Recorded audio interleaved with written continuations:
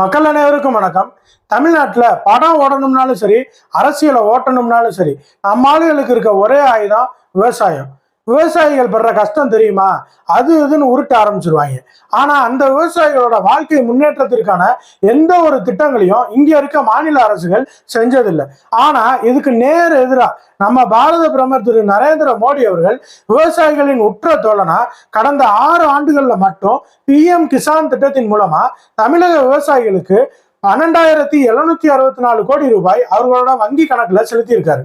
12,764 கோடின்றது சாதாரண விஷயம் இல்லை. இது தமிழகத்துல விவசாய உள்கட்டமைப்புகளை வலுப்படுத்தியதோடு தமிழக விவசாயிகளின் வாழ்வாதாரத்தை மேம்படுத்தி இருக்கு. இது மட்டுமல்லாம விவசாயிகளுக்கு உரமானியம், பயிர் காப்பீடு, கௌரவ நிதின்னு அடுக்கடுக்கான திட்டங்களை பாரத பிரதமர் திரு நரேந்திர மோடி அவர்கள் செயல்படுத்திட்டு வர்றாரு. ஒரு தலைவர் மக்களின் கண்ணீரை துடைப்பவரா மட்டுமல்லாம அவர்கள் இனி கண்ணீரே சிந்தாத மாதிரி திட்டங்களை தீட்டுபவரா இருக்க வேண்டும்ன்றதுக்கு ஒரு சிறந்த உதாரணமா பாரத பிரதமர் திரு நரேந்திர மோடி அவர்கள் செயல்பட்டு வர்றாரு.